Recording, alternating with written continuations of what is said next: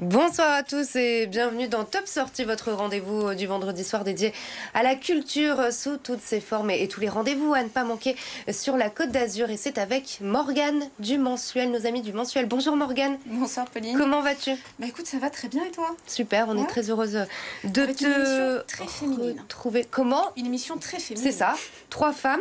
Alors bon, avant de présenter notre invité, je propose qu'on parle tout de suite de l'interview de la semaine. Donc on parle des coquettes et c'est à Cannes, c'est ça? Exactement, les coquettes passent à Cannes pour notre plus grand plaisir. Elles y seront le 22 avril au Palais des Festivals. Les coquettes, alors certains d'entre vous les connaissent peut-être toutes les trois, Mélodie, Marie et Lola, grâce à leurs interventions le mardi matin à 7h50 dans Télématin. Mais au-delà de ça, elles font de la scène. Leur spectacle s'intitule Merci Francis. Alors pourquoi Francis? Eh bien, je vous propose d'aller sur scène pour le découvrir. Elles sont truculentes, elles sont charmantes, elles sont pétillantes, elles sont colorées. Elles sont un petit peu comme des bonbons acidulés, tu vois. Elles sont addictives, elles sont sucrées et en même temps, elles sont un petit peu piquantes. Elles sont comédiennes, elles sont autrices, elles sont belles. Bref, elles ont tous les talents. Elles finissent par en devenir agaçantes. Elles s'intéressent à l'actu, aux sujets de société. Elles s'intéressent par exemple aux mouvements sociaux, aux violences faites aux femmes, en chanson, avec grâce, avec humour, élégance. Bref, elles sont parfaites. Elles ressemblent un petit peu, elles ont ce style un petit peu des frères Jacques ou d'Oldelaf, qui est d'ailleurs ce soir au Théâtre de la Cité et demain au Broc avec son spectacle Traqueur de Nazi. Voilà, on est dans le même esprit. Oldelaf est moins pailleté, mais tout aussi drôle. Je vous laisse en leur compagnie. Elles seront donc le 22 avril à Cannes, au Palais des Festivals. On s'est pas du tout posé la question du concept ou de la forme. Nous, on s'est juste dit qu'est-ce qu'on a envie de faire. En fait, au départ, on a fait des chansons. Et après, on s'est dit, mais faut qu'on parle pendant les chansons, enfin entre les chansons, parce qu'on est trois, tu vois. Parce que quand t'es tout seul, tu gères ton truc et tout. Quand t'es trois, tu peux pas improviser comme ça. Donc on s'est dit, on a commencé à cadrer le truc en disant toi tu vas dire ça machin, et finalement c'est devenu des vrais sketchs. Au départ, c'était un peu pour rigoler, et après. Non, mais après, c'est surtout qu'on a eu envie de se faire rire entre nous. Oui. C'est-à-dire, on improvisait des petites scénettes, ce qui sont devenues des scènes écrites, et c'est comme ça un peu que ça a commencé. Il n'y a pas eu de volonté de format. Après, les refs, moi je les prends volontiers. Les frères Jacques, c'était très cool. Oldelaf, c'est super. Donc franchement, on nous dit souvent que c'est hybride, mais nous on n'a pas l'impression, on a l'impression de faire un truc qui est naturel pour nous, quoi. C'était un matin de juillet,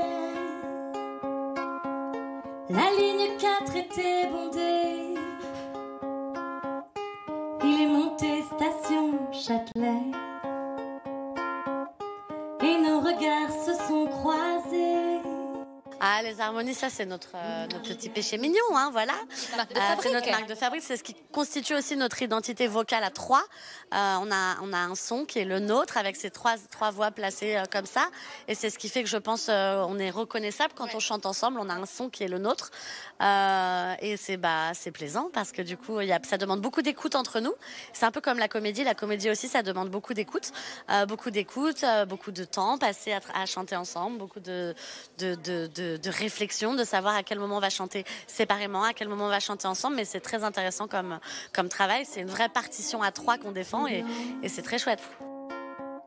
Qu'il m'a figé en un instant, et contre moi il s'est frotté, frotté, frotté, frotté, frotté, frotté, frotté, sans s'arrêter.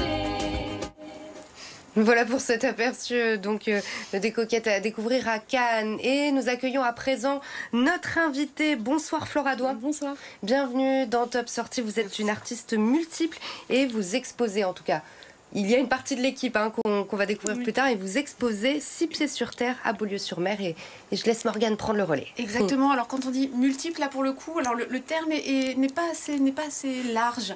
C'est vrai que Flora sait chanter, je crois que tu sais jouer du ukulélé. Ouais, vite fait. Elle sait dessiner, elle sait peindre, elle sait photographier, elle sait faire de la vidéo, elle a de l'humour, elle sait écrire, elle sait créer des jeux de société.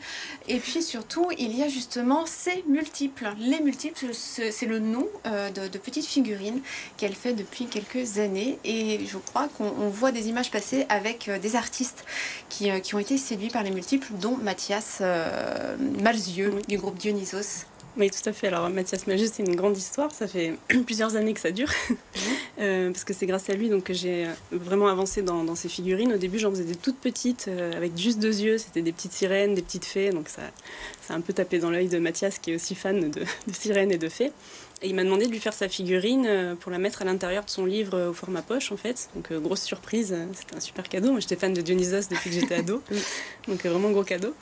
Et puis, de fil en aiguille, je la fais courte, mais il m'a demandé 5 figurines pour son dernier film, Une sirène à Paris. Donc là, c'était génial d'avoir mes figurines au cinéma. Et voilà, donc ça m'a donné aussi envie de continuer, de faire des figurines, de les offrir aux artistes que je rencontre à la fin des concerts. Alors, il y a les petites figurines, il y a aussi... Alors, en fait, c'est un univers qui est hyper complet. Vraiment, il faut aller sur Internet pour découvrir un tout petit peu de tout. Là, par exemple, on a des petites portes. En fait, son univers est hyper poétique. Et ces petites portes, alors là, c'est en pins, mais on les retrouve aussi dans les villes. Et c'est comme une petite ouverture sur un autre monde. Oui, voilà, c'est ça. J'essaye de voyager en embarquant toujours une dizaine de portes avec moi, un peu de toutes les couleurs. Et je colle ça dans les rues et je me dis si les enfants, potentiellement, ou les parents même voient ça, ils vont peut-être se dire tiens, qu'est-ce qui se cache derrière? J'aime bien l'idée qu'on puisse s'évader comme ça partout où on va.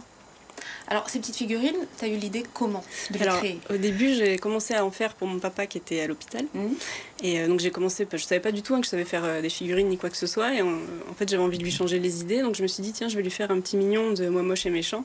Parce qu'il appelait ça les petites gélules. J'adore ce mot. Du coup, je les appelle toujours les petites gélules. Et je lui ai amené ça à l'hôpital pour le faire rire. Et ça a bien marché. Donc, le lendemain, je me suis dit, tiens, je vais essayer de lui faire Tintin et Milou dans un vase. Mais je ne savais pas du tout que j'y arriverais. Et je me rends compte que j'y arrive. Donc, ça a vraiment démarré comme ça. Tous les jours, je lui refaisais une petite figurine et je me suis pas arrêtée depuis, donc ça fait 11 ans maintenant. Donc on a eu les Black Eyed Peas, on a eu Michael Gregorio, oui, Charlie Michael Gregorio, il en a 3-4 même, je crois. D'accord, il a une collection. Donc à chaque fois tu les rencontres, leur réaction c'est quoi quand ils se voient comme ça? C'est ça qui est génial, c'est qu'ils sont toujours super touchés d'avoir leur petite figurine avec eux à ramener à la maison. Je me rappelle de Emir Kusturica, c'était vraiment la meilleure réaction parce qu'un gamin de 4 ans, quoi. Moi j'étais fan de lui et il me dit est-ce que je peux la ramener chez moi? Oui, c'est l'idée. Il est devenu fan de toi? Non, quand même pas, mais en tout cas ça fait un petit lien sur le moment qui est super cool. Alors, une expo aussi pied sur terre qui a débuté à Beaulieu-sur-Mer, à l'Atelier sur Mer. Donc, elle a débuté le 30 mars, elle va se prolonger jusqu'au 30 avril. On va pouvoir y voir quoi?